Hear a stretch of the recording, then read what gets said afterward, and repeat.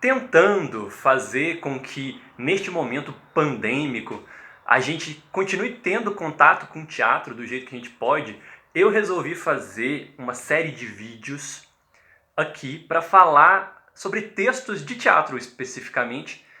Mais textos de teatro, talvez apareçam alguns outros tipos de textos, mas principalmente textos de teatro, porque as pessoas leem pouco teatro. E nesse momento que a gente não pode ir ao teatro, vamos trazer o teatro até a gente, vamos colocar teatro na nossa vida do jeito que a gente pode. E eu escolhi fazer estes vídeos chamados Só a Cabecinha, em que eu vou tentar colocar na sua cabecinha um pouquinho de um texto de teatro. Eu vou falar um pouco sobre o texto e vou ler, no mínimo, as primeiras falas, alguma coisa, talvez comentar um pouco essas falas. Sei lá, é o primeiro vídeo, vamos ver como é que isso vai desenvolver-se, não é? Então, o primeiro texto que eu escolhi chama-se Os Persas, do Ésquilo. Talvez vocês não consigam ler direito por causa daquele negócio de refração da luz. Eu sou de humanas, quem for de exatas explica aí. Os Persas é o primeiro texto teatral da literatura ocidental a ser conservado, na forma escrita, né? E eu acho basicamente um texto genial, porque ele foi escrito no ano 472 a.C., ou seja, é um texto que tem 2490 anos de história. E o Ésquilo, que escreveu o texto, ele lutou contra os persas na Batalha de Maratona. Maratona é aquela batalha que eles não relatam nos 300 é as Termópilas. Mas 300, lembra? O Rodrigo Santoro Grandão, o Xerxes, Xerxes, falem como quiser.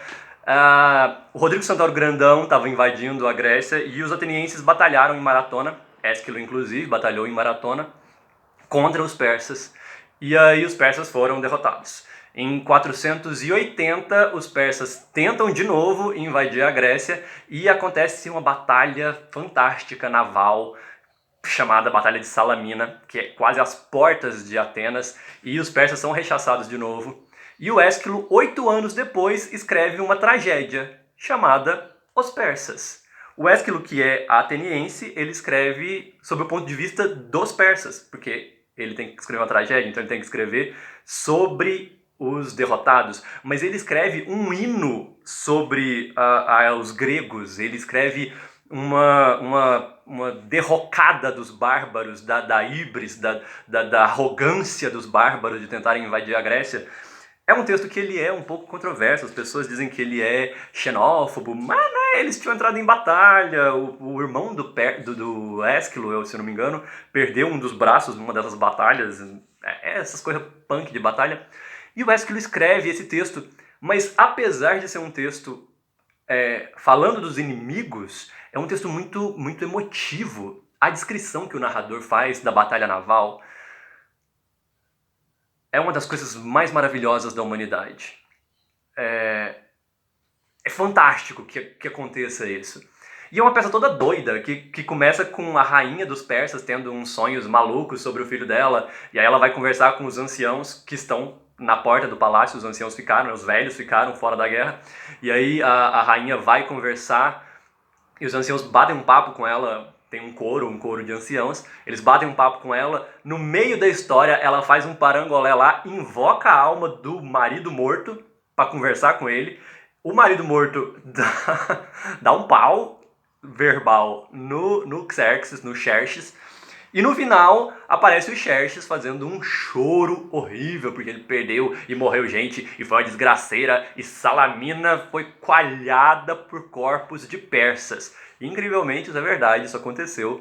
Os persas foram derrotados fragorosamente, e os gregos, nessa coalizão com Atenas, né, eles conseguiram rechaçar essa invasão e perderam poucos frente ao exército persa, que era magnificamente estrondoso. E para colocar na cabecinha de vocês, vamos lá. Comecinho da peça começa com o Corifeu falando.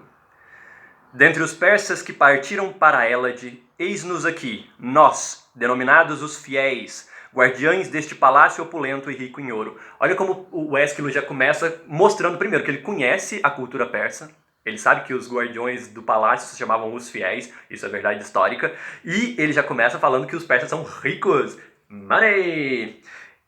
em função de nossa respeitável senectude, velhice, o próprio senhor Xerxes, rei, filho de Dario, nos elegeu para velarmos por suas terras. Mas, ao pensar no retorno do monarca e do seu exército carregado de ouro, meu coração desde já, profeta atento para infortúnios, inquieta-me em demasia. Outra jogada fantástica deste homem, o Ésquilo. Primeiro, retorno do exército carregado de ouro. Então eles já estão pensando que aquele exército opulento vai voltar opulento. Mas o coração dos velhos, profeta, preocupa-se e inquieta-me em demasia. É que partiu toda a força nascida na Ásia. Todo mundo que era asiático partiu para invadir Atenas. Aflige-se meu espírito, clamando por alguém que lhe traga alguma novidade, mas nenhum mensageiro, nenhum cavaleiro chega à capital dos persas.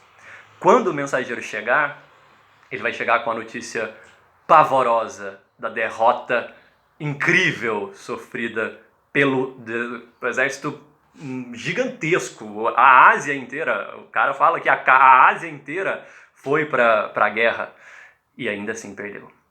É um texto que vale muito a pena ser lido pela maravilha que é. Tem fantasma, gente, tem guerra, tem batalha naval, tem sangueira, tem destroço de barco, destroço de gente.